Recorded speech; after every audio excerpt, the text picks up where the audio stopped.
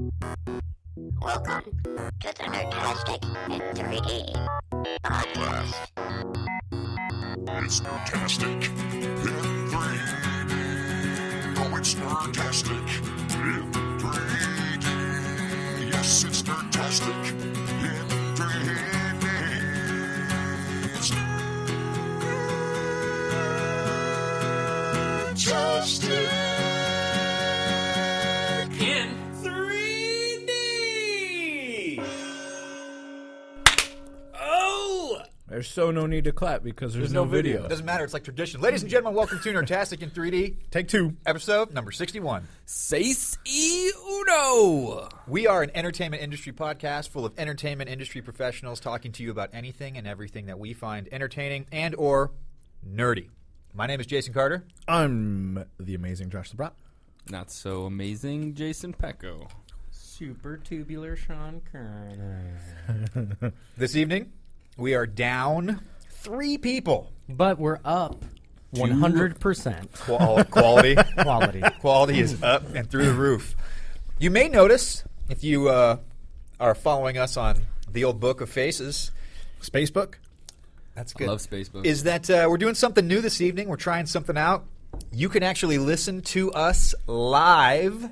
We're now streaming. I was thinking about how funny this is. We're using technology to mimic something that's been around for 100 years, which is Radio. live radio. And if you're listening to this next week, then you can stream us live now and listen to a future episode. Yeah, it's like live. time. It's like time travel. Yeah. Go hit the link now, What's and the you weather can listen like? to us in the future. If you're listening Yeah. to this now later, I don't know what's going on. If you're listening to us in the future, can you send us a tweet right now telling us what the weather's like?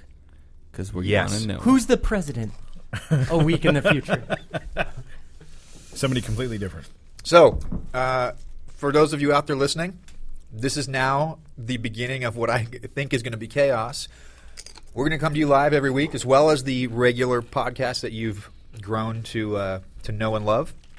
And something fun we're going to try, which is that you can tweet us during the live stream Yeah. to interact with us, get a little live feedback going on. And follow me on Twitter, Elk3 Ovation. I don't have any followers. Thanks, bye. You have 0? No, I have 126, 75 of which are bots. Wait a second. Do you know how many I have? How many? I don't have a Twitter account. Neither do I. Well, you do. It's Nerdtastic in 3D. And that's the only time. If That anything has- needs to be used for Twitter, I just use our podcast one. Do you? Oh, yeah. And yet it And- only has 120 followers. And ladies and That's gentlemen, almost as much. and ladies and gentlemen, if you want to hit us up on Twitter, it's at Nerdtastic in 3D. That's Nice and simple. all lowercase.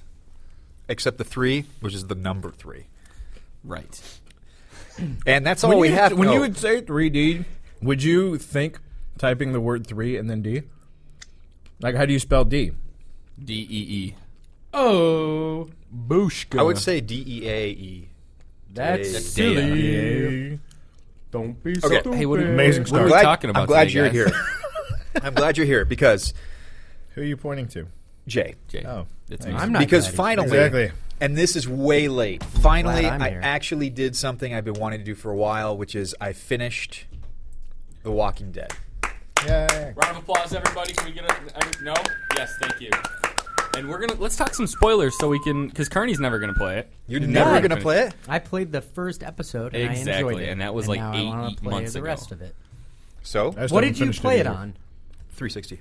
Yeah, see, that's the thing is I got it on the iPad, and I don't think I want to play it on the iPad. I think I want to play it on the Xbox. You're going to need your phone, by the way, in case people tweet us. Oh, snap. Shenanigans. Yeah. So what did you think? Ending? So I had gotten, before the holidays, I had gotten to episode 4, through episode 4, which is a pretty decent cliffhanger, actually, going into 5. And so 5 is it wraps it all up. And it took me, Empire Strikes Back. That's 4. episode 5, right? yes. Yep. It took me 4 months to do it. And I did it, and it is an amazing ending, and it's honestly pretty tear-jerking. Did you wait 4 months because you had other things going on? Is that why? Yeah. It's just work super busy and a couple of hobby project things. Was that are it going on. tough for you to get back into it, or did we just kind of drop in? A little bit, except they do the old previously on Lost kind of thing, so they It's super recap pretty nice. well. Yeah, they recap pretty well. So it was not super difficult. That being said, had you run from one to the other, you might it might streamline it along a little bit more. But my biggest problem with gaming is not a problem, really, but it's that I want to go back and play it again. Like, I want to go play it, and I want to make different decisions and see how that impacts See how things. it plays out. But the problem is I've got a stack of like 50 things I got to get to. Yeah. There's other games I have to move on to. There's 2 Lego games I haven't played yet. Let me ask you guys a question. This is first episode, right? Who did you save at the end of the first episode? Did you save the lady or the guy? This is You saved the lady. this is the This is kid. in the drugstore. This is in the drugstore. There's the lady, female reporter, and there's the tech dude guy, and you have to choose between them two. The tech dude. He was like a nerdy kind of. Yeah, I saved him. You saved him. That's okay. horrible. Why did you save him? Worst decision you could have made. God, I think it was because he was helpless. Okay. I can't remember. I think it was something about like she was kind of a bit of a badass, and I thought could take care of herself. And She's then a woman, though. He was this little weakling, nerdy guy, and so I was sticking up for him, thinking she could handle herself. Was That's my it. thought. No, didn't you? I thought it's because you hate women. Oh, that's the obvious part. Yeah. No, but so when I went to GDC last month, I went to a talk by the writers of that game, and they mentioned that basically 75% of players had saved the woman, and they thought they were initially just attributed it to gamers, like, oh, of course, they're gamers, they're going to save the chick, And it turns out that they did a little bit more research into it and kind of try to bring it back to themselves and figure out what they did wrong to make that case instead of it being like 50-50, which is what you would expect in a typical game. And they said that the reason why they think it happened was because there was a lot of situations they set you up in with the female character. Like, you watch a woman commit suicide together, she like saves you from somebody, and with the dude character, basically the only two things you do together, the only thing you do together is like you go get keys off of your dead brother and lie to him. And so they think that the reason why that most people chose a woman wasn't because a gender thing. Doug, that was his name. They think it was because they did not set up enough situations where you would identify with that character, Right, which I thought was really interesting. I think it's because he didn't have boobies. Well, you're a child. And that is exactly what I was going to say. That was their initial thing. Was like they were like, let's just blame the gamers. Like they're the ones who made these choices, but they set those choices up. Hey, since we're live, let's do a little recap of who we are and what we do. I just thought about this. Yeah. Okay. I'll do Pecco. Okay. He's a jerk. I'm a jerk. Yeah. Is that what you really think about me? You're kind of an asshole. But But you're a damn fine programmer. So, in a cold, wintry December of 1980, a little star was born by the name of Josh Sabrat. He brought onto this world a greatness, which led him to do great things. Inventor of the wheel, the pizza, a little thing you'd like to call air. You're Wow. welcome, America. That happened. And, long story short, I am a now layout artist at the wonderful and world-renowned DreamWorks Animation. Lay it out. I'm working on a sucker. movie called Turbo that comes out July 19th. Independence Day. like that. I believe July so. 19th. I'm Ron Burgundy. And it is going to be spectacular and amazing. And I've been in the video game, entertainment, and movie industry for the past 10 years. He's an old man. love it. Old man LeBrat. My name's Jason Pecco. I am an engineer, official title engineering manager for Disney Mobile. There it is. Give yourself some credit. Worked on the Yeah, come on. the game Where's My Water? Where's My Perry? Donde está agua? Currently, Now, when you say you worked on it, what you really want to tell people is that you created the mechanics of the water. You are the man behind the water in the Where's My Water. I had some contribution to that. It was a team effort. It was a team effort. I'm a humble guy, but I wrote the code. Currently working on Redacted, right, guys? Because I can't talk about it yet. You're not supposed to mention the name of the game, Redacted, Oh, that we're working on. My bad. You're supposed to say, I've been in the industry only for a couple years, and Yeah, I baby. like to write programs. Bleep, bloop, blop. Clickety, clickety, clack. I was, what? nothing. Keep going. Okay. I was born Hand signals confuse people. a handsome man. No, you weren't. You're ugly as shit. And your mom never loved you. Oh, it's so true. You're adopted. You guys might know me as the lead game designer at Disney Mobile, where I've Maybe. worked on might some know. games with my man Jason Pecco. Word. Occasionally. Or you might know me as the starting quarterback for the New York Jets next season. Yes. Mets. His name is Jim Sanchez. Mark Sanchez. Yes. Dirty What? Dirty Sanchez. Sanchez. Excuse you, Jason. I've been making Visio games for people big and small for a couple years now. Quit looking at And me. I like to look into Jason's eyes sometimes when I speak. Makes me happy. Been there. Doesn't make me happy. It's good times. And my name is Jason Carter, and I am the stereoscopic supervisor for Planes with the Walt Disney don't Studios. sell yourself short. Which is Planes is a spin-off of the Cars movies that were done by Pixar, and Disney Animation is doing a spin-off, and we're coming to theaters, a local theater near you on August 9th in 3D. You can see my work. 3D. And and so we're an eclectic group of people, but we're basically here to have a good time and talk to you guys about stuff we find fun. But back to Walking Dead. Yes. Brilliant. Brilliant. Just a brilliant game. I mean, Yes. we've talked about this before. Game is probably a tough word to use for it because it is borderline game/interactive fiction. Yeah. And there's moments of adventure game in there. There's moments of, I didn't pick the right tool to open the right compartment kind of thing. But truthfully, it's not nearly as deep or complex as a proper adventure game. But the writing is really, really good. I'm looking at you because we're going to get guests on the podcast at some point that you know. Yeah. Yeah, make that happen. Vanaman has his own podcast, Idle Thumbs, I know, and which I he should be donated happy to come on to another podcast. I know. That's what you'd think. But so if you haven't checked it out, check out Walking Dead. Super fun, heart-wrenching story. It's got zombies. It's got a cute little girl. It's got some murder. It's good times. Yeah. Got a little bit of Real everything. good. Real good stuff. And if you get into it now, you will have a shorter wait for Season 2, which is supposed to come out this fall. Yeah. Is it next fall? It's supposed to be coming out this fall. Oh, nice. This fall, not Sorry, next fall. sorry, my bad. It depends on when they're listening to it. Yeah, Could that's be true. last fall. So I want to jump ahead. So it's been quite a while since I've played games, but I've had a couple of nights to kind of pop in there. So I finished Walking Dead, and I thought I'm on this adventure game kick, and there was another adventure game, kind of tied closely to this to a certain degree Madden, historically. NFL 2013. Yes. Boom.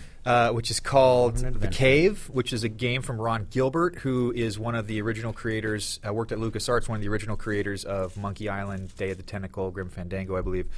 And, the classic adventure games, he's one of the bigwigs there. And he came to join Tim Schafer, who was another guy who was from the classic adventure game time frame of video games. He joined them at Double Fine to make this adventure game called The Cave. Called The Cave, thank you. And where it kind of relates to the current story is that Telltale, which did Walking Dead, is also comprised of a lot of ex-LucasArts people from that same era.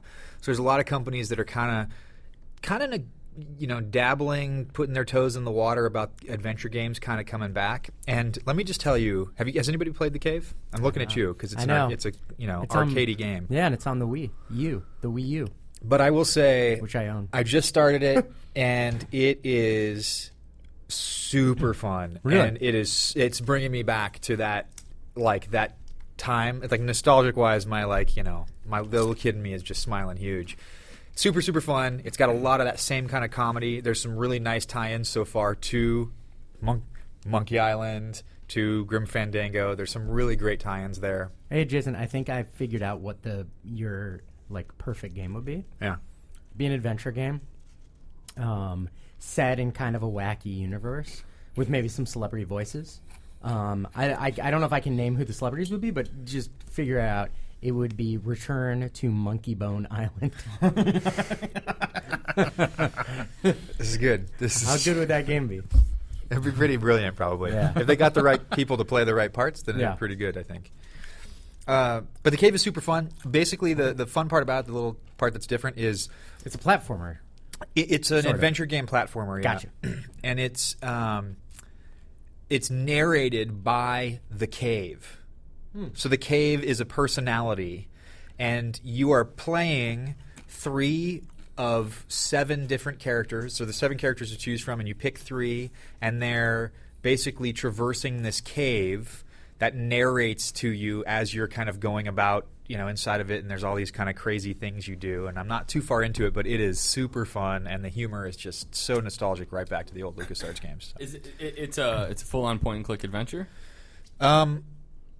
Because it's definitely platformer. There's some parts of it that are different, and I would say it's watered down a bit.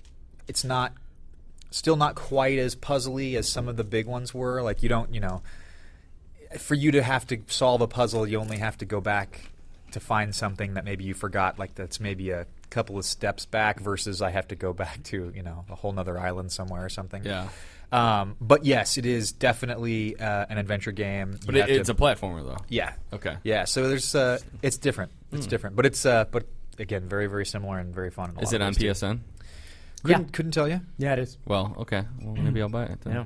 Check it out. But yeah, it's definitely fun. Ron Gilbert did a great job. And he is a really, really interesting. He's got a blog called Grumpy Gamer, I believe, and he's got a really interesting philosophy about making games, which is the idea of the modern big team, big production is not the way he wants to make games. That he prefers to make games in a little bit more of an intimate setting with a team of, a max of 20 people. Amen. And amen to that, brother. Yeah, you guys are into that, brother Gilbert. Yeah, like it. Yeah. Like it. I think the best part about making games as a small team is you get to do a lot of the things that you wouldn't normally get to do. And that's kind of like the sort of magic of mobile now again, where you can make really fun games. And I'm an engineer, but I have design thoughts that I can share with people that will listen to me. They're not really good ones. They may not be good, but No. at least you will at least. But we listen to get a them. good laugh whenever Right. Pecco has an idea. It's like, oh, that's right, Pecco. Right, yeah. They already made that game. It's called Pong. Well, there's certain things that they could have He's done like, better. what if, like Jason always comes to me. He's like, what if there's this game where like you're this white paddle and then there's this ball. And Just it's like, floating through space. Floating through space, and then you hit it, and you try to get it past the other guys. And I'm like, yeah, that's called Pong. He's like, I don't think so. I think Pong. Well, what if the paddle's name was Steve and it was called Steve Pong? Oh, say There's it. a story, I baby. want you guys to know that life at your work sounds absolutely amazing. The way you're describing it right now. That's usually what it is. Yeah. Awesome. So there's something interesting going on. A couple of things news-wise this week. Yeah, new Pope. First of all, P-O-P-E. First of all, Can you? Man, I hope the new can I just say that for the podcast alone, I hope this new Pope quits. Like, honestly, I don't wish the guy bad luck, but I hope he quits so we can have another show like that Pope show. I don't think I wasn't here for the Pope. Was it? You weren't here? Maybe that's think I was. I maybe that have was not related. laughed That was it, yeah. that hard in years. I don't think. Anyways, so Netflix this week announced something that I think is pretty interesting. So at one point in time, a lot of people know this. I've been saying this on the podcast a while, but we got rid of cable in my house, and we only have video through streaming now. So Netflix, Hulu Plus, Amazon Prime, stuff like that. And at one point in time, Netflix was a little bit lenient with how many people from entire dorms full of people were using one account to stream stuff. And so at first they were kind of they knew about it, but they were like, whatever, we're not going to ask questions because the streaming thing is kind of an experiment. And then as their DVD rental stuff started to decline rapidly, you okay over there? It's such a sad microphone. I think Slowly wilting. My microphone stand broke. Nice. I'm good. You can put it sideways; it'll work. So There is a little knob. Yeah, the knob's this makes broken. great radio, by the way. Sean will describe how his microphone's broken. Normally we'd cut this out. It's usually a lot But more we're live now. erect than that, isn't it? So at one point in time, you could have, I want to say up to 50 different people streaming off of the same account. But as the DVD market started to decline and Netflix's business model became all about streaming, and we've shared on the podcast before that something like over 30% now of all internet traffic in North America is Netflix, which is crazy to me. And then another crazy. 50% is porn. Yeah. So there's really only 20% left of internet traffic, and I think that's all going to Jason's website. Yes, absolutely. Pecco's Paradise. Becco's Paradise. Becco's Pizza. So Netflix kind of got wise to this, and they kind of put a trump on it. And so now with a normal account, which is $7.99 a month, you get two. You get two, simultaneous streams. And so, you can still share if you want to, but that means one for your house, one for your, in-laws or whatever it may be. But Netflix, their business is still booming. It's still doing incredibly well with the streaming alone, to the point where they're now obviously making their own content, House of Cards, all that stuff. And they've now said, all right, well, if people are interested in this, let's offer it to them. Let's not make them buy another account, which I think is great. So they're still listening to their consumers, and they're like, sure, totally, we'll give you a plan to give you 4, but it's $11.99 a month, I believe. Yeah. And so, hey, for a little bit more, you can pay for 2 more simultaneous streams. So I think it's brilliant. I think there's some things that Netflix has done in its history that have been like really questionable. Quickster. Quickster being one of them. Flickster, whatever it was. Quickster, I think it was Quickster. Friendster? Some really questionable things that Rod just woke up. made people look at Reed Hastings, the CEO, with like a raised eyebrow and go, does this guy know what he's doing? Because he's sitting on a gold mine, and is he running this company the wrong way?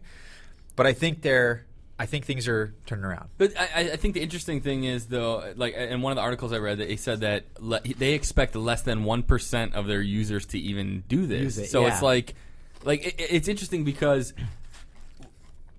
that's such a small percentage of their users. Like, I wonder, what that equates to in money. If it's just like, okay, we have the bandwidth to do this, so we're just going to do it, and then that equals $10 million more a year, or if it's like, we're going to have to make an investment for this. Obviously, it can't be, the investment can't be more than what they're going to make. It can't be that much, because it's just turning something on that they turned off.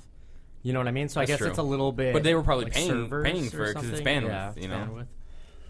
But I definitely think that 1% is a large dollar amount, I would guess. Yeah. That 1% represents a lot of people, because there's a lot of people in the United States, in the world. 1%. Yeah, 1%. Does anybody know how many users they have? 1%? I think it's 13. Okay, so that's like 1% of 13 is 1.3. So it's like 4. It's like almost like $5 more. Yeah, that they're gonna get. That's pretty impressive. Wait, it's not 1%, isn't it? Never mind. No, I think it's like 40 it's cents. yeah, my math was off. But interestingly enough, though, there was a whole thing right before Netflix did that about other streaming companies, and I think HBO Go was specifically mentioned, where they said that HBO doesn't really care that people are sharing their logins. It's just They don't now. Right, Exactly. they don't now. But that's because they also don't offer the streaming service as its own thing. Like, you have to be Yeah. a subscriber. And I'm also wondering when they're going to just offer HBO Go as a service, because I'd pay for that. I'm just not going to subscribe to HBO. I think it's going to take some time, because I think they have a sweetheart deal with the with cable the companies cable right now. And the cable companies are probably doing everything in their power to make sure that they don't leave. And so I wouldn't be surprised if it takes a while for HBO Go to go on its own, because the cable money's guaranteed money. And you know what I mean? It would have to balance out. Like, what would you end up actually paying for? Yeah. For HBO Go, and at a certain point, these things are going to add up too. So right now, you got Netflix, and then if you have an account for HBO Go, you have HBO Go. But like, what happens when you're paying $8 for Netflix and $8 for HBO Go and $8 boom boom? Yeah. Like, at a certain point, they're going to lose a lot of people who get that along with cable. Like, because when we don't have cable anymore, but when we had cable, we also had Netflix. Like, it was just a given. It was like, oh, of course we have Netflix. Yeah, Netflix for me is like there's nothing on. Let's find something stupid and watch it on Netflix. It's not like a source of something that we watch all the time. Yep. It's just like, but then when you end up watching something all the time, like Breaking Bad or Arrested Development, like you'll turn it on once and be like, okay, now I'm going to watch this whole series. The thing about Netflix that's really interesting, I read an article a couple of years ago, like in 2009, like everybody with a Fortune 500 company lost money except Netflix. And so there was an interview with Reed Hastings, and it was really interesting how he put the company together. And then it was one of those things where he had found this problem. Like, he went to Blockbuster and had like $30 in late fees. And was like, this is bullshit. Like, why do I pay it? Like, this makes no sense. And it reminded me kind of iTunes, of them kind of looking at the model and going like, this is stupid. Like, why do people pay $15 for CDs when you go to a Fry's and you see how much a physical CD costs, and you're like, well, how are CDs more expensive than tapes and records, which actually the physical goods were more expensive for those. Yeah. And so he gets this late fee, and that day goes out, buys a DVD, and mails it to himself. And I think he mailed it to another address. Like, I don't think he just mailed it like back to his house, because that would have been stupid. But when it came back and he saw how long it took and that the disc didn't really get that scratched, he was like, this is what I want to do. Yeah. But the big cool thing, like the really smart and savvy thing, wasn't just identifying that. It was when came time to name the company, he could have named it like DVDs by mail or something like that. And he said, we intentionally left DVDs off because he was like, I knew that this was just a stopgap. And that really what I was going to do was have a company that streamed movies to people. He's like, that was his intention from the get-go. And so he named it Netflix because he was like, oh, it's about the internet. It's not about, like, the cool thing is that we're online. It's not that we have DVDs. He knew that from the beginning. Yeah. That's interesting. And so it was very, very fascinating. And even when they had the problem with the Quickster or Flickster, whatever the hell it was called, I think that was an overreaction when people flipped out about it. Because I think he could have done it, and it probably it made sense. Yeah, it made total sense. And that was the thing is people were like, well, DVDs are dead, but as it is, like, I only have a Netflix streaming account. And that's what people were afraid of, is that's when they split. Like, it used to be you couldn't get a streaming account. There was always the streaming plus DVDs. And that's what it's like. As long as you had one DVD, you got streaming. Right. And they split it, and I'm fine without my DVDs. And I would have been great because the Quickster thing was going to have video games, too. As soon as they announced they had a streaming only, I was right about the time I joined. Oh, okay. I had been so a you member. don't get DVDs?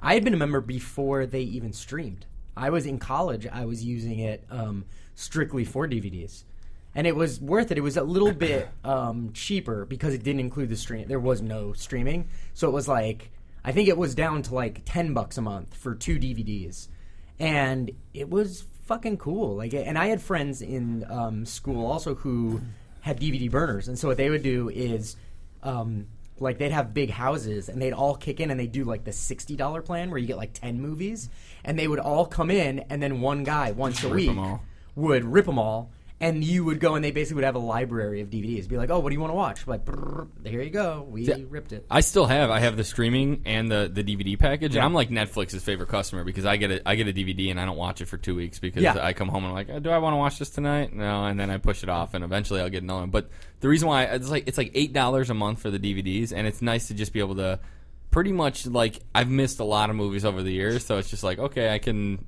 order this, and when I'm ready to watch it, I can watch it. I don't have to go out and get it. I don't have to search for it and find it. It's just there. My big thing is, like, and I realize this now, like, as of very recently, you used to not be able to see anything. Like, I remember watching The Shield. Somebody told me, like, you should watch The Shield, and I bought season 1 on DVD because it was on sale, and I watched it, and then I had Netflix, and I, like, had them send me 2 discs of season 2, and then I got through those, and I was like, oh, I want to keep watching this. And the only thing I could do, my options were send the thing back to Netflix and wait for disc 3, for the last disc, or go to Best Buy and spend $40 just for disc 3. Mm-hmm. And now it's like with Apple TV and with, Xbox and iTunes, it's like I never have to do that. Like, anytime I want to watch something, like, it's available somewhere. Like, if I go on Netflix and they don't have it, like, I'm so impatient now that I don't even want to wait for a DVD. I'm like, screw this. I can just go, and for $5, I can just download the thing right now and watch it. That's true. It's a digital era, guys. It's amazing, and I hope it extends to everything. Like, I think it started with music, iTunes, and now with Spotify and things like that. Like, the way that I consume music is 100% different than how I consumed it 5 years ago. And I think movies are almost there. Like, there's almost no need for theaters. Yeah. And then I think that the last thing is going to be games. Like, I'm getting fed up with the fact that when we did our podcast about Halo 4, I couldn't, on my way home, it was too late. I couldn't buy Halo 4 anywhere. And it was like, fuck you. I have money. I want to give it to you to play a game. Let me just buy it right now. I don't want to go to a store. I hate going to stores. PlayStation. I think Day Yeah, one. they do day one. They are the leaders in that. I think we're going to see a change come May 21st. What's Is May that- Hold on a 21st? second. Is that Mother's Did you Day? just drive by on a weird two-wheel vehicle? Because I think that was a Segway. Oh, shit. This is the top quality you have to look forward to every week.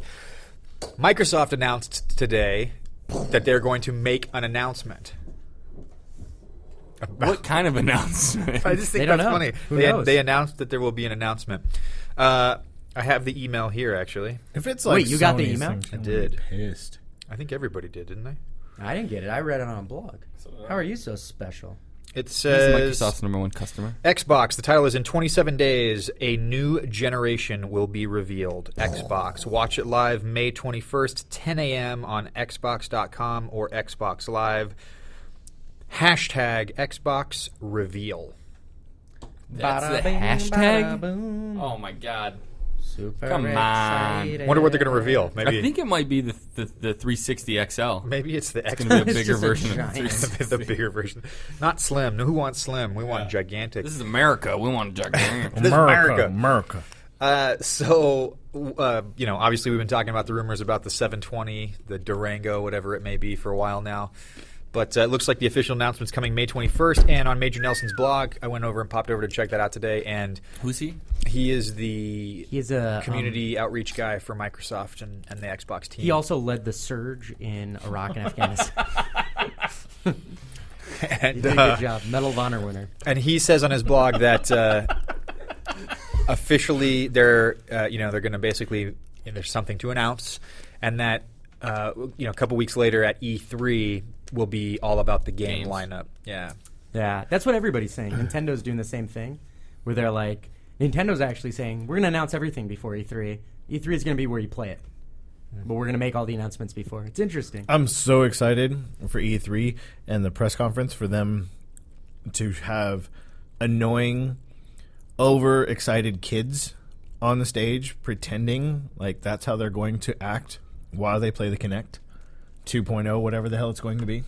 It's going to be a really good Connect, though. You so can flip it off.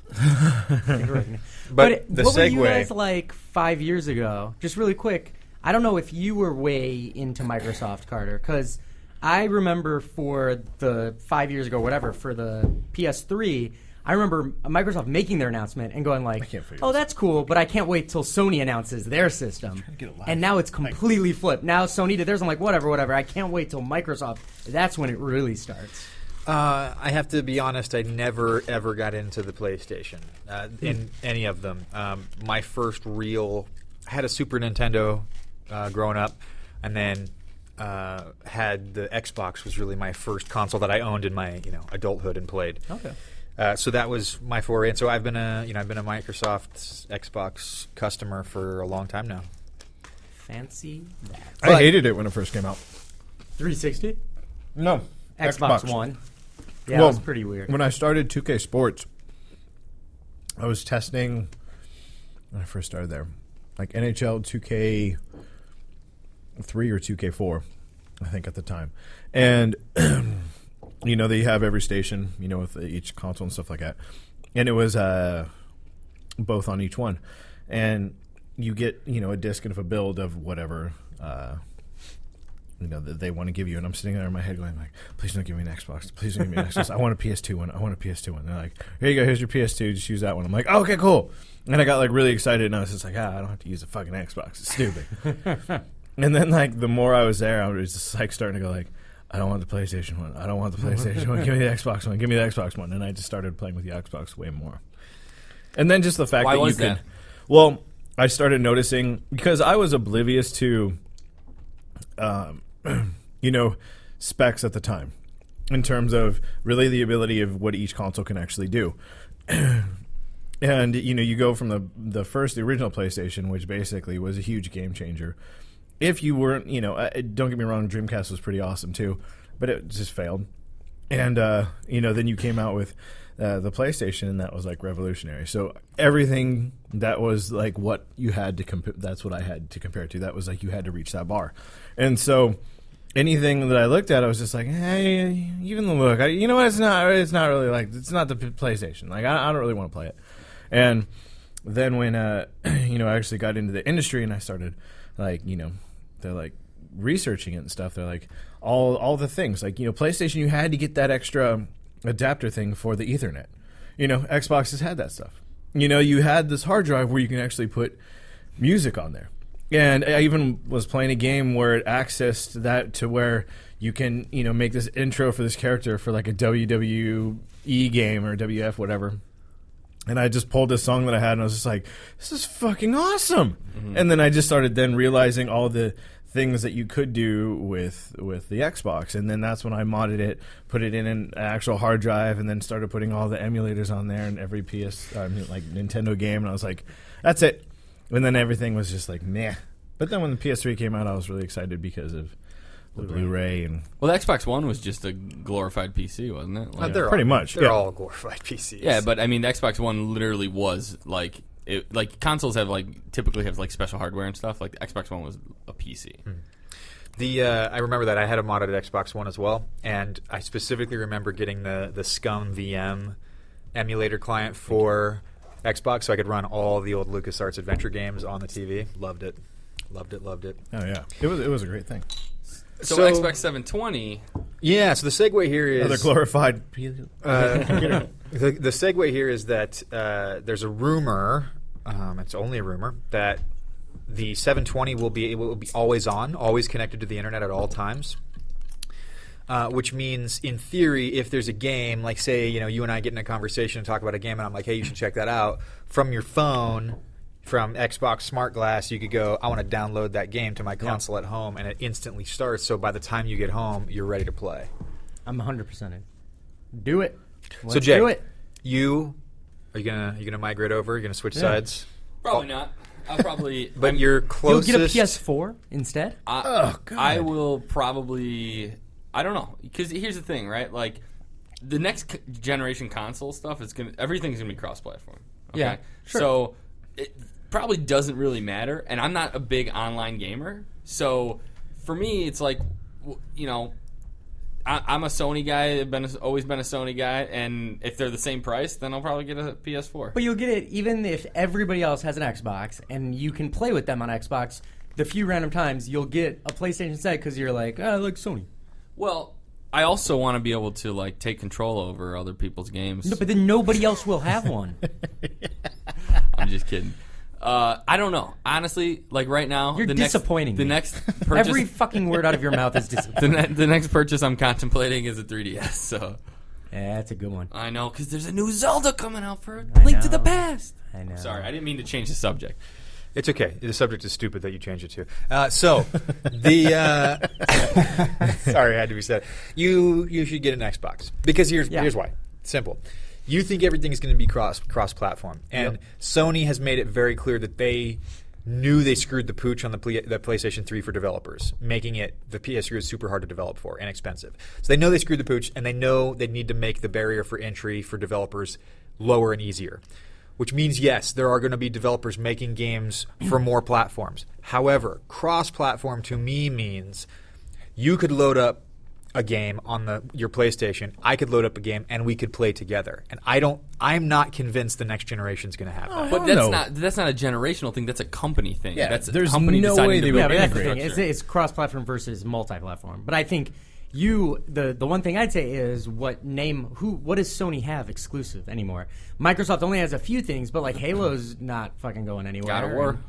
Oh yeah, how many God of Wars you played? I played God of War 1. That was a really good game. That was great. The last one was 10 years ago. crap from what I... So that's the thing. It's if you're going to get one, I feel like... And that was my big thing with... honestly, with the PlayStation 3 is when they announced that GTA 4 was coming to the 360. I was like, oh, well, wait a second. So now I can just get that on the Xbox, and the Xbox is $200 cheaper, and that was a huge one that they had, too, over... Yeah, it was just like, oh, wait a second, because that was the only exclusive game that I really cared about. And that's not to say that Sony didn't have some big exclusive games, but now there's no such thing for third parties, so it's only going to be the first party studios, and Sony just doesn't have that many. Although I'm talking like somebody who's not going to buy them all. What about Naughty Dog?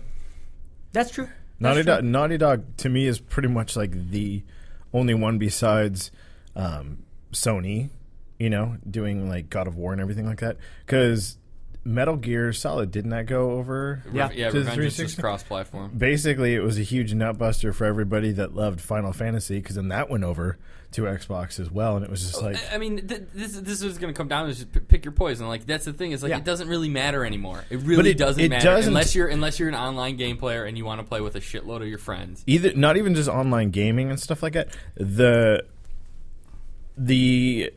entertainment of it, like the multimedia of it. How many apps, how many interactive things does the Xbox have, compared to the PlayStation? The PlayStation is a PlayStation Store. And it's got a Netflix app. It's got Netflix and it's got Amazon. And they probably are going to You say that, but you don't know what you need until you experience the other apps. Then you get, did we talk about this while I was on my phone, the whole CW thing? No. Okay. And that could segue into another I love section. the CW. They make so now this... best programs. But I mean, like the CW, like there's a CW app which plays all the new, if you like the Vampire Diaries and Supernatural. Which you do. You love Vampire Diaries. Green Arrow or Hood. Yeah. What is the fuck the thing is that called? The Green Arrow. Is it just Arrow or is it Green Arrow? The Arrow. It's called. The show is not going to last. But it's the thing is you can watch all these shows, and you can probably watch a lot of them on your PlayStation. But can you order a pizza from your PlayStation 3? You talking about the Pizza Hut Xbox app? Because I can. Exactly. These things just keeps adding on. And then even with multi-playing games, the Xbox allows you to just be able to talk to somebody. Not even playing. You can sit there and jump in and talk to anybody whenever you want to. I have a phone in my pocket. Why are you so lonely, Jason? Why are you so lonely? You guys are Who hurt you? Very Who hurt passionate you? about the Xbox, and I understand. It's not even that I'm passionate about it. I just know it's better. Pecco's dad used to beat him with a Microsoft Xbox. The original This one. is in 1985, before I was born. It's tough. It's tough being you jerk. So there's something that I think you posted, Josh. What did I do? I'm sure I did. I believe this was you, that I was fascinated. So I've been in the film industry now for coming on close to 10 years here, and it's amazing how much goes into a process like this, making a film from start to finish. And there's still massive pieces of the whole process from making it to delivering it that I don't know enough about, and I'm fascinated by. One of those areas is the theaters, the relationship between the studios and the theaters. Yes. And there's something interesting going on right now with AMC and Regal and one other one, but those are the two that matter. Is it Century? Yeah, something like that. I don't know. Where they are not selling Iron Man 3 tickets. It's pre-sale, right? It's not that they're not screening. It's just they're not pre-selling. They're not pre-selling, but if an agreement isn't made, They won't screen. basically there's currently an agreement, a negotiation between Disney and these cinemas that 50% of the profits of the box office are split 50-50. So the studio gets 50% and the theater chain gets 50%. And Disney wants to renegotiate that to 65%. Yeah. Where Disney would get more of the return. And the theater chains are basically, this is their way of going on strike, if you will. And what I find fascinating about that is think about what Disney has right now. Not even animation, anything. Think about their live action slate. Think about what they have right now. They've got the Marvel stuff, which is some of the highest performing box office stuff in the last 10 years. They just acquired Lucasfilm, so they have Star Wars, which is probably going to be some of the biggest selling stuff in the next 10 years. And they've got Pirates, which some argue might not fall on the radar, but I certainly would. And they have their own Disney properties too, like Wreck-It Ralph, Tangled. Yes, the animated films for sure, but for me it's like just think about general movie-going audience of what are the films that bring in the huge, huge dollars. And I'm telling you, Disney has them. Oh, totally. That's Disney why they're has trying to do this. And that's what I think is amazing is I think somebody, I don't know any, this is no inside information, I don't know anything, I'm just speculating, somebody at Disney higher up, way high above my pay grade, realized, look at what we've got. Look what everybody else has. Harry Potter's done. New Line's got Hobbit, but other than that, what are the other big tentpole movies you're looking demand. for? It is. That's exactly what it is. And somebody's realized it. And so I think they're tightening the screws on the theater chains. Now, that sucks for the theater chains because truthfully, the theater chain margins, they're not high. Does that mean that ticket prices are going to go up? Possibly. They always do, though. Possibly. They do, like, for inflation, for, you know. Yeah, but like, what is it? A movie cost nowadays like $16. Like, is that What? Where do you go to the theater? ArcLight. Isn't ArcLight $16? It's like 13. I'll get a life. It's 13. It's $13.75 if you use You're on the the app. number. Yeah. If you use the app, and that's if not, then it's 14, and then $14.75. But then if you get a 3D movie, it's a $3 charge, so it's almost $18. I went to a matinee Yeah. in Los Feliz, and it cost me $6. That was amazing. Did your feet stick to the floor? Yeah. No, I couldn't see. You know, it wasn't one of those movie theaters. But Jay does like to frequent those. But But I do I wasn't jerk really off. going dirty with it. I'm just saying there are cheap theaters where there's like soda on the floor. soda. That's what Yeah, well, I was soda. anyways. But I think it's fascinating Yeah. that of all of the entertainment companies that are out there, Disney is in an incredibly unique place right now. But aren't you also shooting yourself in the foot because you have these major theater chains? AMC, it's not a small time, only in 200 theaters in the West Coast or anything like that. It's a big nationwide chain. Same thing with, is it Regal? Yeah, Regal and whatever the other one was. They're not that big. Yeah. They're very forgettable. But you're shooting yourself in the foot because you're cutting the amount of reach that you can get. It's just like, it's the stupid thing that JK always says where, we always release Just kidding. Katzenberg. Oh. We release our movies on like holiday slates. Right before Thanksgiving to that. Right in the summertime during something before or after maybe Cinemark. around. Huh? Cinemark is the third one. Cinemark. Okay. Cineforget. Yeah. So, and he goes, that's the time we want to release because that's the most reach we can get because kids are off at school, da-da-da-da-da. But it's also a horrible time, too, because it's a catch-22, that the market is flooded with also huge titles as well, and you just get buried. When you come out, say, in frickin' March, when, some other romantic comedy is out there, and that's the only thing you have really competing with you, you're going to dominate, and that's when you're going to get numbers and you're going to get advertisements, number one movie, and you will get that and more people will go as opposed to you getting buried in number 3, number 2, maybe number 1 for a week. But so like I said, they're just kind of shooting themselves in the foot if they're trying to limit the amount of reach that they can But that's get. why this Yeah. conversation's happening, right? Because if Exactly. if it wasn't AMC, Disney would just be like, you're going to give us more money, and Well, they'd be like, okay. But I it's think AMC, it's- and they're like, we're giving you more money. Yeah. you I think know? it's also just where they are right now, like who's got the power, right? So the theaters had some power, right, back in the day, but now you have all these like companies like Disney that are like, yeah, great.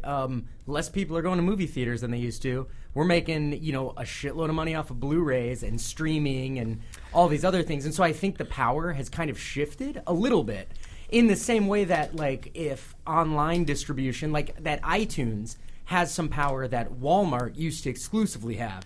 And now the record companies probably they definitely are bending over for iTunes a little bit. But they probably are going to Walmart now and playing a little bit of hardball with them and going, hey, nobody's buying CDs in your stupid store. And I think that that's what's changed, is that it used to be that theaters ran everything because you needed that reach and you needed those theaters. And now they're starting to go like, man, I mean, like, we don't need you guys as much as you need us right now because you guys are failing. And the movie industry isn't doing the exact amount as terrible, Yeah, but it's also, too, people are going less to the theater because there are more options. And, nowadays, I think we've talked about this before, too, where when a movie came out, it was it seemed like 2 years before Yeah. it came out on VHS. So you had this anticipation of like, fuck, I saw that thing like 2 years ago. I loved it. Now it it's was less amazing. than 3 months. Yeah, it's ridiculous. Yeah, I saw the Hobbit DVD and I was like, didn't that just come out in Yeah. theaters? I Like, what? on my phone, Oblivion. I gotta buy your pre-order for the Blu-ray for Oblivion on Amazon. I'm like, it came out yesterday.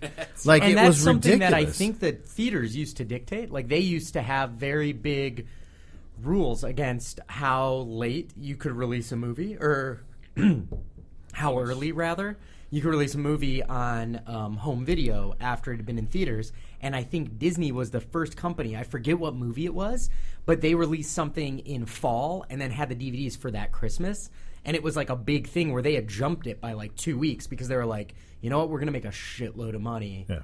You know, and it's the kind of thing. I have some friends who work in like film production and things like that, and they'll say that it's a tough, the way it is with DVD sales and worldwide and the way that distribution is right now. They're like, it's tough to not break even on a movie because they're like, by the time, like, that's their big thing is they're like, man, it didn't even break even like worldwide with DVDs.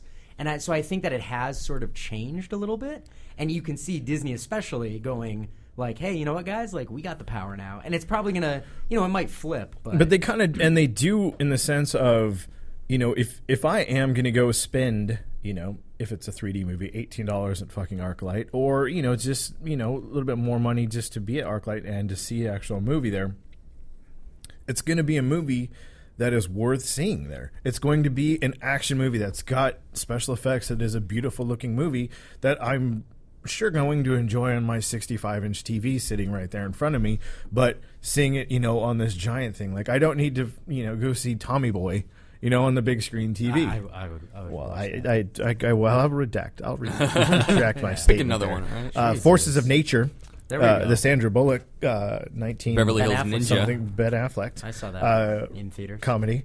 But yeah, like say something like that. You don't need to spend, you know, as a date night, if you will. No, like honestly, $30-something though, dollars. Josh, like you shouldn't ever see Forces of Nature with Sandra Bullock and Ben Affleck.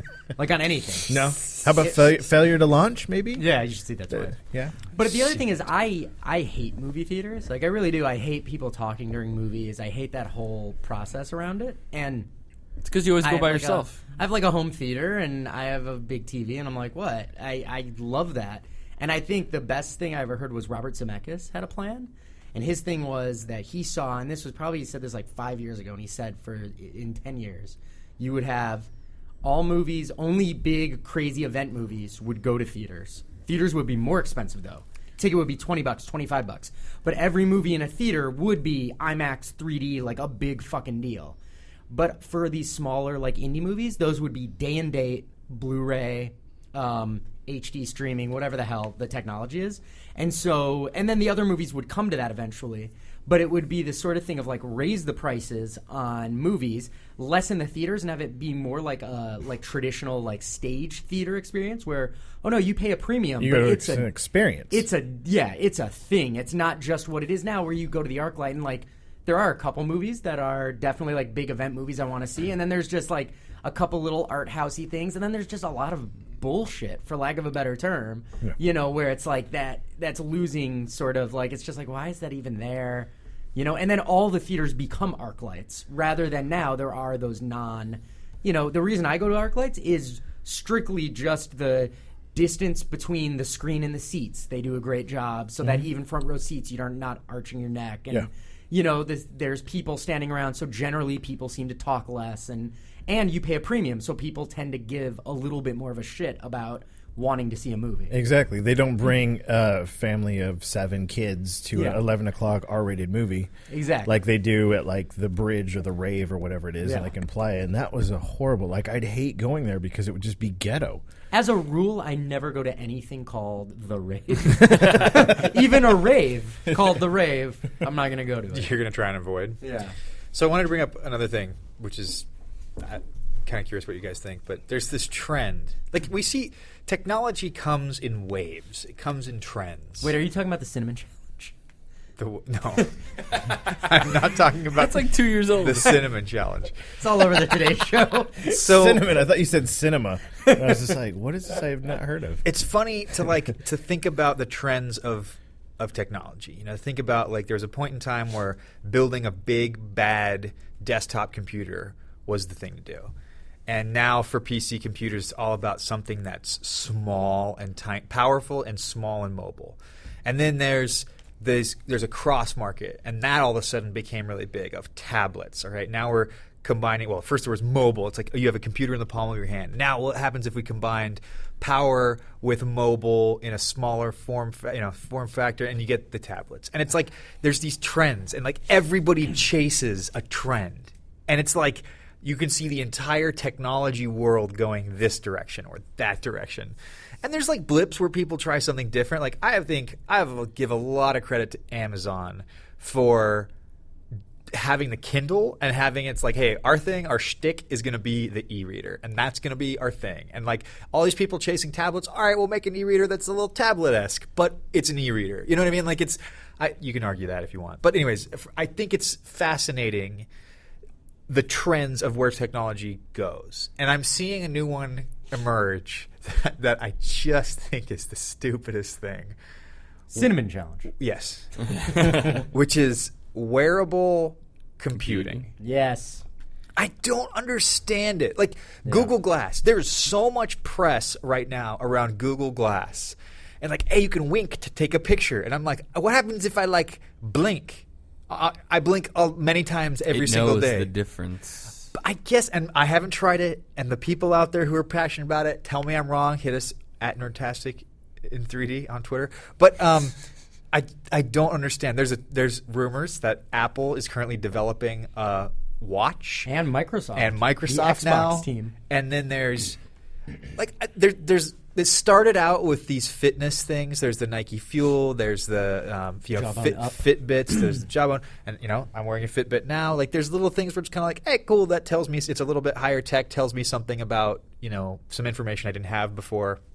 But this idea of we're not just going to have this thing that tells you about your heartbeat or your how many steps or how many calories you're burning, but it's actually like a computer in a watch. I'm like, I just don't get it. Or why do I need glasses that are giving me my Twitter feed while I'm trying to talk to somebody? Like, are we trying to disconnect humanity from each other? Like, I just don't understand. But isn't the watch, I think the watch, like, I don't like it just because it's like the one Apple product I'm not going to want to own because I hate wearing things on my wrist, so I don't want a watch. Until they release it and it's super cool. I'm going to be like, cool. God, I have to buy this stupid thing.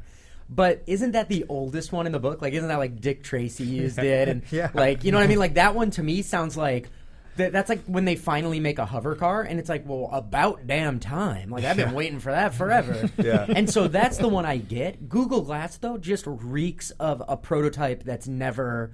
Like, I'm so surprised it's not just a proof of concept. Like, the fact that they're really talking about, like, oh no, we plan on releasing this thing, and this is going to come out. It's like, wait, what? It's already released. There's there's already like people that are super, using it. like, You can buy it on beta testing. eBay right now. That's crazy. There's a person selling it on eBay. It's so strange, Well, I mean, when you watched Terminator and you saw the heads-up display on that, like, didn't you kind of want some glasses that you can wear that can do that? Like, pick your face out and be like, this is your target, and then you kill that person?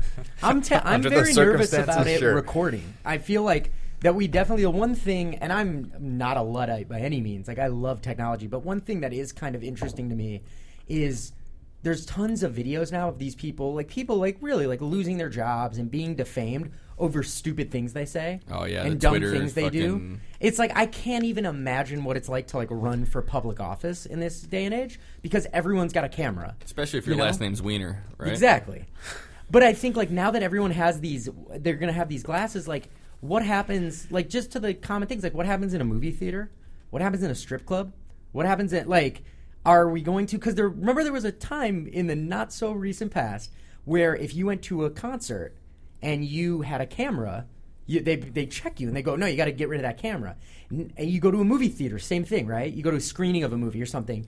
Well, now they can't do that. There's nothing like we do at work. We'll have like a sneak preview of some movie, and they straight up are like, don't bring cameras, but they're not going to take everyone's iPhones. They like, well, can you please leave them in the car? But they don't care because everyone's got a phone that shoots 1080p video now.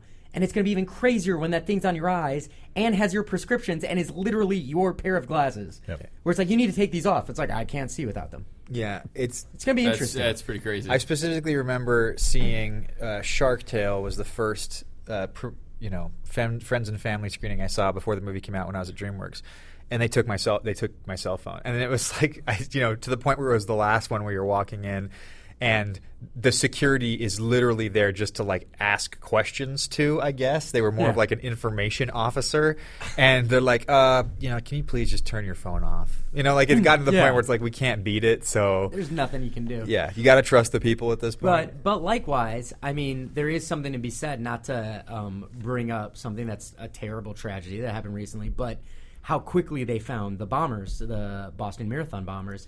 A big part of that was because a ton of people had cameras, and they were able to catch those guys. I mean, it was insane when you saw how many pictures of those guys they had. But the opposite of that was like, I read an article about Reddit, and they tried to do this like thing on Reddit where they're like, here are all the pictures we have, everybody comb through it, and then they started getting false positives of like, oh, this guy's definitely it, and so it makes it that much more difficult to identify the right person. And so I think it's kind of a mix. Like, it is pretty crazy that you're able to get all of these images. Like, if that would have happened in the late 90s, it probably would have taken a little bit longer to find the guy, and not even considering that there were cameras all over the city and things like that, but that everybody has a really nice camera on them at all times. Did you ever see that? It was Saturday Night Live, and they did a skit, and it was like winners and losers. And it was like, losers, anyone trying to have an affair in this day and age. Yeah. They're like, everything is recorded. They're like, in the 50s, you could have had 3 families, and all you had to worry about is not coming home with lipstick on your collar. No, it's super true, and it's just it's going to be very interesting to see what a presidential campaign is like when everyone's wearing cameras on their eyes, This is, I think you're headed here, Jay, a little bit, but do you guys remember a few months back there was the cop killer, the ex-Los Angeles Police Department officer, and I talked to a good friend who's a Burbank police officer, and it was a really interesting phenomenon, which is the opposite of what happened with the Boston bombers, which was they got a rough description of what the guy looked like. And I take that back. They actually had his picture from when he was a police officer. Here's the actual picture. And people were tweeting in and calling in to the cops of random citizens who looked kind of like that guy. Yeah. And so the cops were all over the city, and my friend even got a tip, and they pulled over a guy and had him in handcuffs who looked a lot like the guy but was not the guy. And so it's kind of the opposite, where it's like now everybody's on the hunt, everybody thinks they find him, and now we're spreading the resources really, really thin. So it can go both ways. Yeah, no, and it's definitely it's a double-edged sword with any of that stuff, right? Like, there's also the advantage of the Google Glass will be probably a lot of those sorts of incidents coupled with the negative. I think it's just going to be exponentially larger on both sides. Yeah. Do you guys, are you into it? Do you like the wearable technology, wearable computing? I think it's going to go somewhere because I feel like these type of things always do, and it's going to be useful in the end. But right now, we just you see the prototype of it, or at least what people are using, and it's like that's pretty stupid. It's gonna net out somewhere that's gonna be, I think, really useful or really scary, one or the other. But it's gonna go somewhere. It's because it's kind of effortless, is what makes it appealing to where it could definitely last. Just like, the Kinect is like, it's a gimmick. You have to wave your hand, you have to do all of these extra things. Putting on glasses and being able to just stand there and look at you guys, it is very effortlessly. But I think it's also the problem with the Kinect is that nobody's using it subtly. And that's the thing with the Google Glasses, too, is because it's new, everyone's like, look, we can throw this up here and throw that up there. And it's like, well, that's not what I want. And same thing with the Kinect. Like, the best thing the Kinect does is pause my movies with voice recognition. Yeah. And if they spent more time, and hopefully they are, on just small hand gestures, or making video games that had some head tracking in them, but I still played with a controller, I think that would go so much longer or so much farther than what they do now, where it's like, oh, if you're playing a Kinect game, we want a game where you're jumping up and down and waving your hands, because now you really feel like you're using it. And it goes back to the 3D thing, right? Like, the best implementation of 3D isn't the 3D that's thrown in your face, that is, rubbing it in your face that this is 3D, but that's just subtle and like helps showcase the film. But you guys probably run into the same thing of people going, well, we need to justify the additional money spent, and probably connects the same way. That's the DreamWorks way of 3D, by the way. Oh, you spent $5 more? Well, let us throw some things out of the screen at you. Hey, man, if there's an axe coming at your face, you're moving your head. Exactly. All right? Well, Action Murder 3D. That's true. I don't know. I saw a TED Talk a few years back of a guy who had created this crazy contraption that was like a small computer, but it was like yay big on your chest, but it had a projector in it. And there were some really interesting things of that where it's like, let me go up to a table, and he sits down at a table and he goes, computer on, and it projects a keyboard and a screen like onto the table, and he starts like tapping on the keys on this projected keyboard, and he starts typing an email message, and he says send, and it's like computer hide, and it hides, and it's like, and there was this like interesting thing that was a little bit more sex. Yes. Well, sexing. I don't know why that there was something about that was, it was wearable, but it was like this idea of it was a tool that could be used, and I think this idea of Google Glass is, I don't know, and maybe you're right, Jay. Maybe it's just that it hasn't been fully fleshed out yet. But Google Glass, it's like it's always right in front of your eyes, and maybe the idea is you can turn it off and turn it on. But I think that is the idea, because it's like it's on a piece of glass which is see-through, and it's like if it was like always on and it's always got something there, like you're gonna get sick of that eventually, or probably the likely case is you're gonna get used to it eventually, and then it's just gonna be another thing. Right. But it's just more information. And I mean, like you guys have seen the video, right? Of it, like people's, it's very clear, and to be able to sit there and as opposed to getting your phone and handing it out, being able to keep your head still as opposed to doing this or anything like that. You can just take pictures. I mean, like I said, it's a convenience factor that is an effortless what's sort not of thing. Convenient about it? How big of an idiot you look like when you're wearing them. I don't know. Well, when they look like normal glasses, you never know. You won't even know people. You don't like. Fair I point. think Fair you're not point. going to look as dumb as people who try to take videos with their iPads. They might be the dumbest. Yeah, that's amazing. And there are many people in my family that do. Have you seen that Louis C.K. New thing in his new little special that he did? He's like, so I went to his daughter's dance or something like that. He goes, and every fucking parent that was like there had their little phone.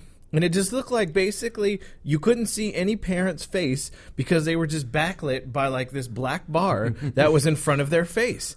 And then he goes, and parents had iPads up just covering their entire face, and they're watching their child in this poorly lit, room trying to dance. And he was just like, oh, put that away. Like, watch it. The resolution of them in real life is way better.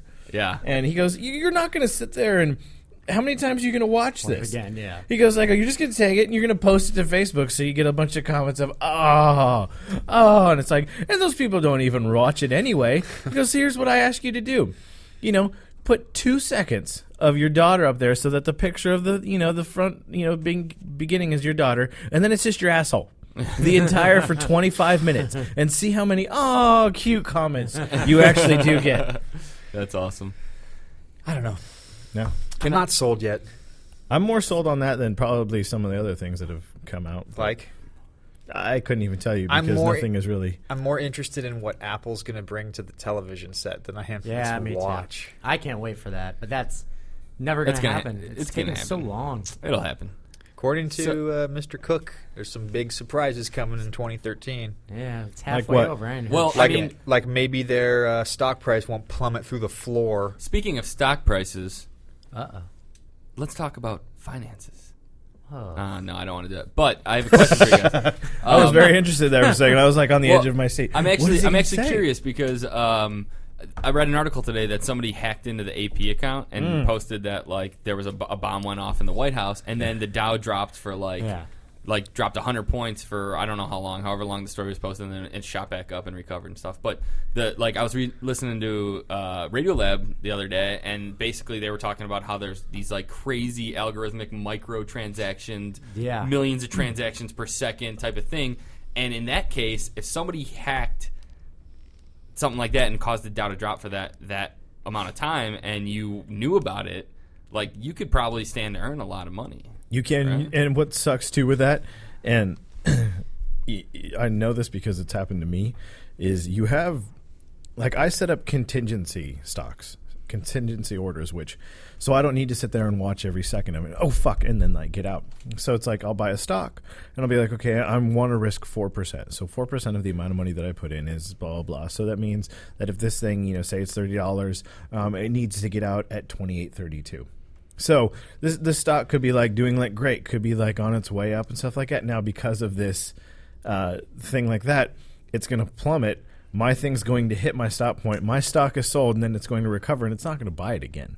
You know, and then so many millions of people got stopped out of their stock because of this little incident, and which pissed a lot of people off. Shitty. I think I read the article a little further that you're talking about, and what's fascinating is they're talking about the traders on the floor on Wall Street, of how panicked and like nervous and on edge they are, and like ever since the recession hit in 2008, it was like any tiny bit of news and they see a downward trend and they're like panicked to like get out in time so that they don't end up losing billions of dollars for their parent company and their livelihoods taken away and changed, and there were lives ruined in 2008. People lost everything they had. Yeah. And that's a crazy thought, and I think people are like petrified that that's going to happen again. And so when something like that happens, like, hey, the White House has been bombed twice, then everybody freaks out that, oh my gosh, there's going to be a mass panic. I have to get out first so that I can save some of my assets. But it's crazy though, because like I love the movie Hackers, but like their whole when you think of like hackers, it's like if they're hacking into a bank, they could steal money and route it around. But it's like all you need to do is hack into a Twitter account to cause some stir in the financial security of people's lives and potentially even the country. It's just like social media has gotten so big.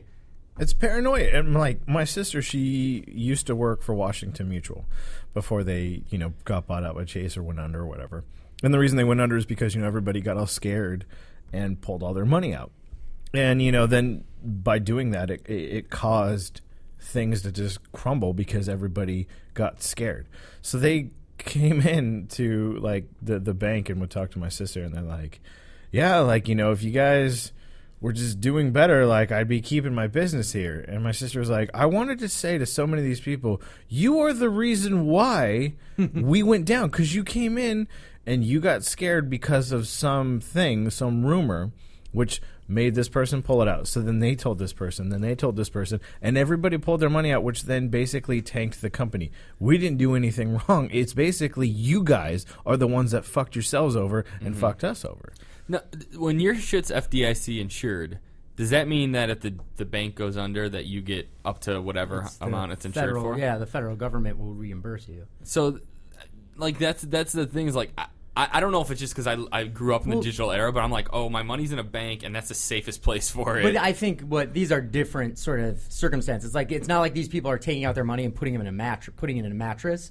It's probably they're taking their money out of these riskier, like, high yield accounts and then putting them in just a basic savings or putting them in something else. They were even taking it out of savings and checking. Like That's crazy. They're closing their they accounts. were closing their accounts. They're pulling it out because they were scared that the bank was running out of money.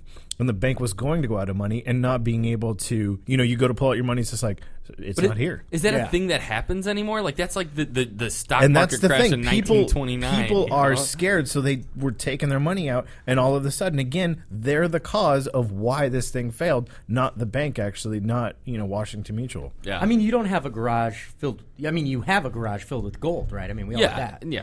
So we talk The money is in the banana stand. Yeah. Did we talk about the loophole in the U.S. Mint?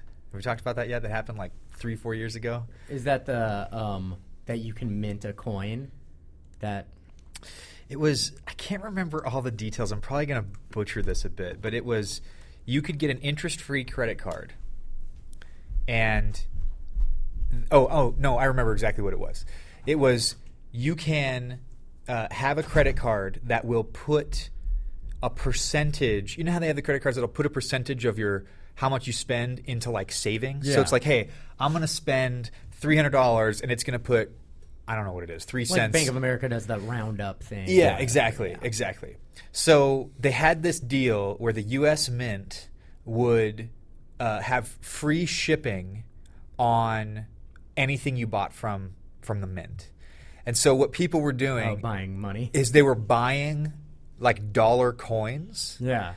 getting them shipped to their house with their credit card, getting them shipped to their house for free, and then walking to the bank Just cashing it in. with this thing and just saying, I'm here to pay off my credit card. Yeah. And so that amount that would get put into the savings account, and there was one guy who ended up making like, $1,700. Now, I don't know how much effort went Yeah. into making that much money. He probably Probably spent earned it. a full-time job doing Yeah. just that. But he was literally just ordering crap loads of coins from the Mint, getting them shipped to his That's house, funny. putting them in his pickup, driving them to the bank and saying, I'm here to pay off my credit card. Here's the coins, and using those exact coins. And then, meanwhile, a small percentage is building up in this account for him. I thought you were talking about how just recently when there was, I think at the end of the year, pretty much, there was the government, everything was going to shut down if they couldn't solve the fiscal cliff. And there was the idea that it had never been done before, but Obama had the power, the president has the power to get a coin minted. And so that he could have actually gotten a $3 trillion coin minted as like a souvenir coin. And he could have gotten it minted and then used it to pay off all of our debt.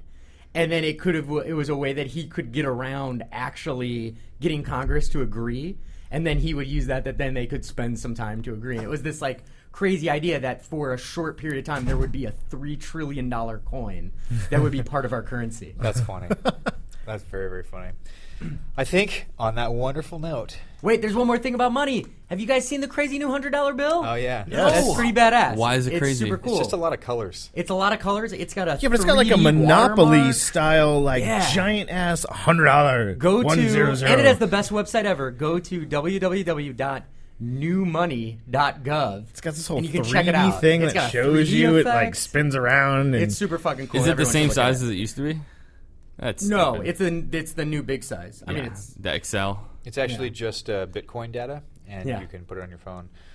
Someday, someone out there is going to have to explain to me what the heck Bitcoin mining here. is, because I Oh, even that's watched a a fennel video. question I for watched a video sure. explaining it and was just as confused as before. I the don't video. really even understand Bitcoin. I mean, I know it's another currency. It's a digital. next week. like- We need to do Fennel Corner, where we ask Corner. Fennel specifically because I know every time I read about Bitcoins and mining, I'm like, I need to ask John Fennel about this. Yeah, we're going to have a nerd desk, like your sports desk. Yeah, it'll be the nerd desk. Ladies and gentlemen, this has been Nerdtastic in 3D. My name is Jason Carter.